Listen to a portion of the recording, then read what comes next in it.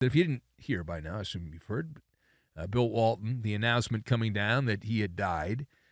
And I don't know anybody that had a bad thing to say about Walton. I'm sure there's somebody out there. I bet his ex-wife probably hates him. But other than that, nobody. But Bill Walton, an icon at UCLA, part of the glory days, the Wizard of Westwood, John Wooden, won an NBA MVP award, Hall of Fame career, reinvented himself as a broadcaster. A lot of people that never saw Walton, even as an old, fragile player, playing in the NBA, but they know Bill Walton from being a goofball on TV. Walton died of cancer. His family was around him there.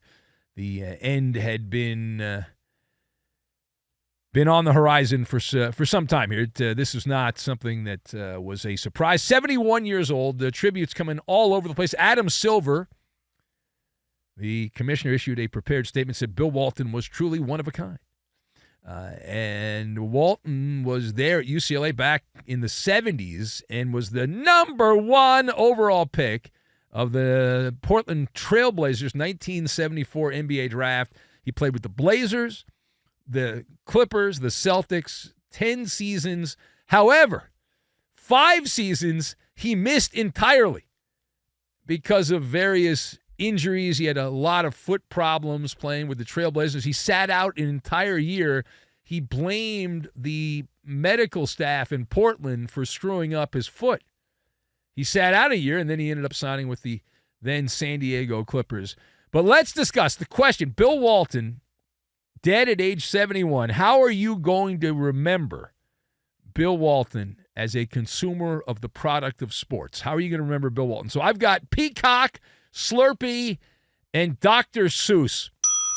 And we will combine all of these things together, and we will give a great tip of the cap, tip of the headphone to Bill Walton for a life well lived. So my first thought here is the memories of Big Red I have of him as a player were when he was very brittle.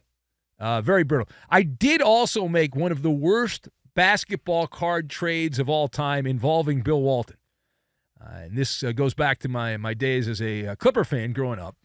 And we were trading cards because I grew up in the Stone Age, and that's what we did.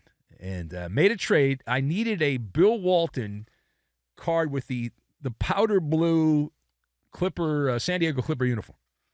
And I traded a second-year Jordan card for Bill Walton. And that was a bad trade on my end. But listen, I love Walton. He wasn't, as a Clipper, it was not particularly great. But he went to the Celtics, and they won a championship. He was part of that Larry Bird Celtic team. But I fondly recall, my memories of Bill Walton are that of a broadcaster and not the guy that did the college games on ESPN or the network games. No, I remember Bill Walton as a Clipper broadcaster. He was there, and I was lucky enough when I started as a radio stringer, Walton was calling the games for the Clippers. And he was there for 13 seasons, toiling behind the microphone for the People's team. And I was this bright-eyed, bushy-tailed radio stringer, and it was like, oh, man, Bill Walton. And they played at the L.A. Sports Arena, which is no longer around. They took a wrecking ball to it years ago. There's a soccer stadium now. It was back in the dark ages. It was terrible. The franchise sucked. And Bill Walton, what he did doing local broadcasts for the Clippers was akin to Charles Barkley, what he is today on TNT. He was Barkley before Barkley, Bill Walton, on the local level. And it's like that Peacock slogan, must-see TV.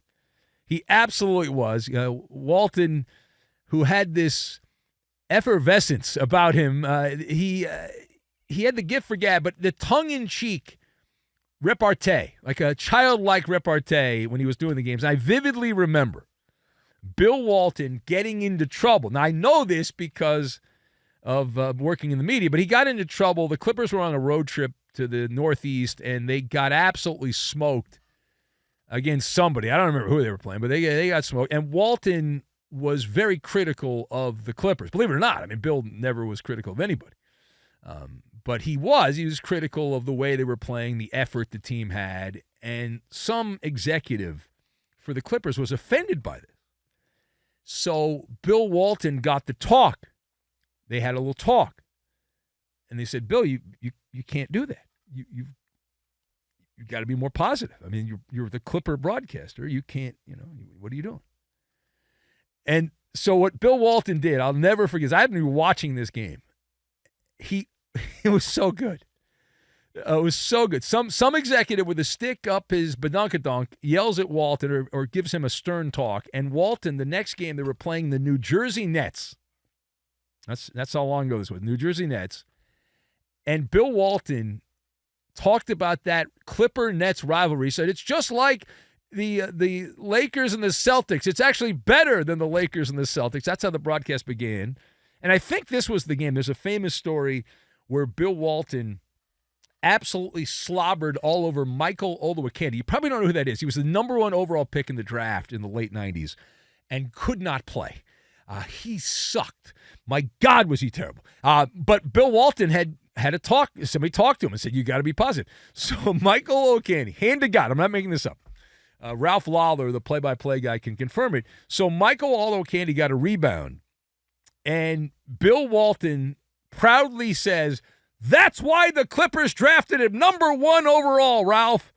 And Ralph, the play-by-play for the Clippers, play-by-play guy, says, well, Bill, it's the 4th quarter, and that's his first rebound. It was wonderful.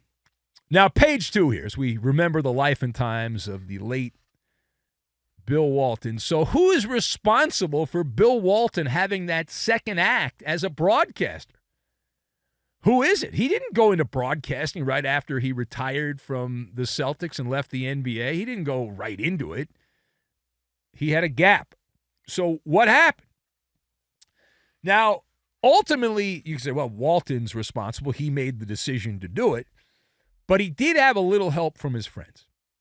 It's a famous story, and it's actually in a book, although I heard it before it was in the book. But if you guessed bingo, Ralph Lawler, who is the Hall of Fame play-by-play guy for the Clippers who retired a number of years ago, the old voice of the Clippers. So the way the story goes, as I recall the story, the play-by-play guy, Ralph Lawler, was a casual acquaintance of Bill Walton. But Walton was living in San Diego. The Clippers had moved to L.A. Bill played for the L.A. Clippers briefly. And Ralph was with his wife, the play-by-play guy for the Clippers, and they were wandering around San Diego. So it's like the late 1980s. So we're going way back. And Bill Walton's not playing in the NBA. He's retired from the NBA. He's living out of the spotlight, just hanging out, living in San Diego, probably surfing every day, listening to the Grateful Dead, doing all that. And Ralph Lawler, the play-by-play guy for the Clippers, wanders in with his wife to a 7-Eleven. Maybe they wanted that Slurpee, right? They need a Slurpee. So they walked into a 7-Eleven in Pacific Beach in San Diego. If you're in San Diego, you know what I'm talking about. Walked in there, and it was one of these serendipitous moments. The Clippers were looking for someone to commentate on their TV games. There was like a package of 35 games. And Ralph's like, hey, Bill, how would you like to do some TV? And apparently Walton was like, he was interested, but he wasn't convinced he wanted to do it. And he actually, even though Ralph planted the seed, Bill Walton on his own, the legend is, he was intrigued enough where he did some games for free. He went to the Continental Basketball Association, which was the minor leagues, and Bill Walton called games just to see if he could do it. And there's this other thing, which is the Komodo drag in the room, when you talk about the life of Bill Walton and his career in broadcasting. So he got the bug, right? You get the bug, you either like this kind of work or you don't. You think this is great or you think, man, is that stupid? I don't want to do this. Well, he had the bug. He got his hands dirty, but he spent hours and hours overcoming a handicap as a broadcaster. He had a stutter, a massive stutter. And I remember when he started out with the Clippers, it would pop up. He spent hours and hours with coaches, voice classes. And that was before you could just go on YouTube and figure stuff out. Like, he had to go and physically see someone about his speech impediment. But he spent the time, he got through it, and he started out, eventually he did the Clipper games, and then that led to years and years, and he did stuff on the network at NBC, and then He also did stuff at TNT briefly as well. He bounced all over the place, but what a broadcasting career. And if things hadn't lined up, does Bill Walton end up going into broadcasting if he doesn't happen to be at a convenience store at the same time that this guy Ralph Lawler was? You don't know. But in this dimension, that's how it played out. All right, final part of this. What's the lesson, if there is one, what's the lesson of Bill Walton's broadcasting style? So I would say the lesson is to unbutton the shirt a little bit, and when you get handed the crayons, you don't have to color inside the lines. You can color outside the lines. In my life, there have been a handful of people that had the je ne sais quoi of Bill Walton. I've told the story before. There was a boxing promoter who's still alive. He's really old now, Don King.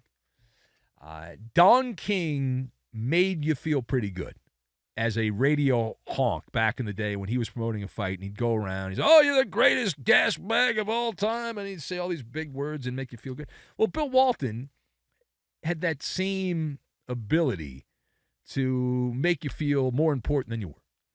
And he did not follow the script. There was a lot of improv with Bill Walton. And P.T. Barnum, there's a great quote from P.T. Barnum, who said, no one ever made a difference by being like everyone else, right? It's like you hear a lot of any form of media, and there's a lot of people that sound exactly the same, and it's just so painful. You want to bang your head against the wall. And you look at most of the jocks that go into broadcasting, and they're hardos, and they're just terrible. But there's 1 in a million, and I would say Bill Walton was 1 in a million. Charles Barkley's 1 in a million that stand out from the crowd. And this, I keep going back to the word effervescent, but just this goodness. Kill him with kindness. And he followed. There's also a words of wisdom from Dr. Seuss, where, why fit in when you were born to stand out, right? Bill Walton stood out as a player and then as a broadcaster. And it's wild. He's 71 years old. There's people that they weren't even born when he started as a broadcaster. They know him from that, but they see the stories, the highlights of Bill Walton as a player.